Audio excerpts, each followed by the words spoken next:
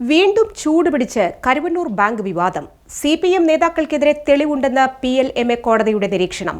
BJPയും കോൺഗ്രസും രാഷ്ട്രീയ ആയുധമാക്കുമ്പോൾ പ്രതിരോധ തന്ത്രങ്ങൾ മെനഞ്ഞ് CPM നേതൃത്വം.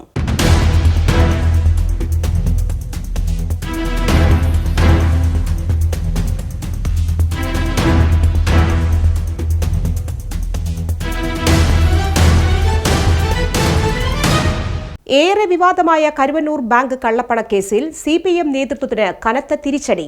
ആരോപണ വിധേയരായ CPM നേതാക്കൾ നേരിട്ട് ഹാജരാകണമെന്നാണ് PLMA കോടതി ഉത്തരവിട്ടിരിക്കുന്നത്. ഇതിനായി കോടതി സമൻസും അയച്ചു. CPM നേതാക്കളായ K Radhakrishnan, AC Moideen, MM Varghese എന്നിവർക്കെതിരെ തെളിവുണ്ടെന്നാണ് കോടതിയുടെ പ്രാഥമിക നിരീക്ഷണം. കേസിൽ CPM തൃശൂർ മുൻ ജില്ലാ സെക്രട്ടറി MM വർഗീസ്, മുൻ മന്ത്രി AC Moideen, K Radhakrishnan MP എന്നിവർക്ക് പുറമെ CPIMനെയും പ്രതി ചേർത്തിരുന്നു. കേസിൽ AC മൊയ്തീൻ 67-ാം പ്രതിയും CPIM 68-ാം പ്രതിയും MM വർഗീസ് 69-ാം പ്രതിയും K രാധാകൃഷ്ണൻ 70-ാം പ്രതിയുമാണ്.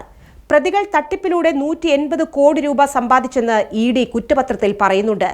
പാർട്ടിയുടേതുൾപ്പെടെ 128.82 കോടി രൂപയുടെ ആസ്തികൾ ED കണ്ടുകെട്ടിയിരുന്നു. കരുവന്നൂർ സഹകരണ ബാങ്ക് വായ്പ തട്ടിപ്പ് കേസിൽ നേരത്തെ ED കേസിൽ കുറ്റപത്രം സമർപ്പിച്ചിരുന്നു. തൃശൂർ ജില്ലയിലെ 3 മുൻ CPIM ജില്ലാ സെക്രട്ടറിമാരെ അടക്കം പ്രതികളാക്കിയാണ് എൻഫോഴ്സ്മെന്റ് ഡയറക്ടറേറ്റ് അന്തിമ കുറ്റപത്രം കോടതിയിൽ സമർപ്പിച്ചത്. കഴിഞ്ഞ വർഷം മെയ് മാസമാണ് രണ്ടാം ഘട്ട കുറ്റപത്രം സമർപ്പിച്ചത്.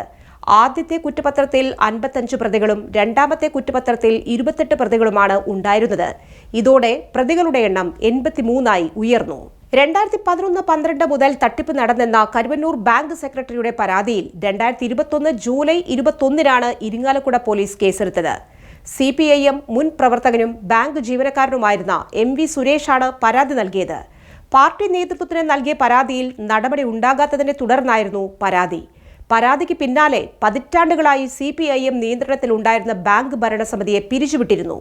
CPIM നേതാക്കളായ ബാങ്ക് സെക്രട്ടറി അടക്കം 6 പേരെ പ്രതികളാക്കിയാണ് പോലീസ് ആദ്യം കേസെടുത്തത്.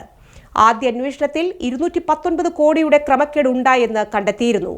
വ്യാജരേഖകൾ ചമച്ചും മൂല്യം ഉയർത്തിക്കാണിച്ചും ക്രമരഹിതമായി വായ്പ അനുവദിച്ചും ചിട്ടി, ബാങ്കിന്റെ സൂപ്പർ മാർക്കറ്റിലേക്ക് സാധനങ്ങൾ വാങ്ങൽ എന്നിവയിൽ ക്രമക്കേട് കാണിച്ചും വിവിധ തലങ്ങളിലായിരുന്നു തട്ടിപ്പ് നടന്നതെന്നാണ് കണ്ടെത്തിയത്.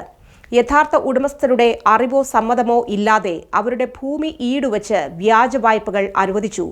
ബാങ്ക് അംഗങ്ങളല്ലാത്തവർക്ക് ബിനാമി പേരുകളിലും വ്യാജരേഖകളിലും വായ്പകൾ നൽകി.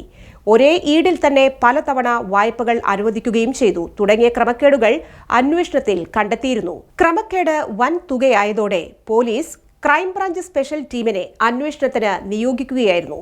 ഇതിന് പിന്നാലെയായിരുന്നു കേസ് ED ഏറ്റെടുത്തത്. കരുവന്നൂർ ബാങ്കിലെ സംഭവ വികാസങ്ങൾ സമീപകാലത്ത് CPMന് കനത്ത തിരിച്ചടിയാണ് നൽകിയത്. ഇടതുപക്ഷത്തിന് ശക്തമായ വേരോട്ടമുള്ള തൃശൂരിലെ ചുവപ്പുവാഴ്ചയ്ക്ക് മങ്ങലേൽപ്പിക്കാനും ബാങ്കിലെ തട്ടിപ്പുകൾ സംബന്ധിച്ച വാർത്തകൾക്ക് കഴിഞ്ഞിരുന്നു. CPMനെതിരായ രാഷ്ട്രീയ ആയുധമായി ഇത് മാറ്റുന്നതിൽ BJPയും കോൺഗ്രസും ഒരുപോലെ വിജയിക്കുകയും ചെയ്തു. സുരേഷ് ഗോപി തൃശൂരിൽ നിന്നും MP-ആയി മാറിയതിന് പിന്നിലും കരുവന്നൂർ ബാങ്ക് സംഭവ വികാസങ്ങൾ വലിയ പങ്കാണ് വഹിച്ചത്. ഇപ്പോൾ CPM നേതാക്കളെ പ്രതിക്കൂട്ടിലാക്കി PLMA കോടതി രംഗത്ത് വന്നതോടെ ചൂടേറിയ രാഷ്ട്രീയ പോരാട്ടത്തിന് കൂടിയാണ് അരങ്ങൊരുങ്ങുന്നത്. തങ്ങളുടെ കൈകൾ ശുദ്ധമാണെന്ന് തെളിയിക്കേണ്ടത് CPM നേതൃത്വത്തിന്റെ ആവശ്യമാണ്. നിയമ പോരാട്ടത്തിലൂടെ അഗ്നിശുദ്ധി വരുത്തി തങ്ങളുടെ ഭാഗം പൊതുസമൂഹത്തിന് മുൻപേ തെളിയിക്കണമെന്ന കനത്ത വെല്ലുവിളിയാണ് ഇനി CPM നേതൃത്വത്തെ കാത്തിരിക്കുന്നത്.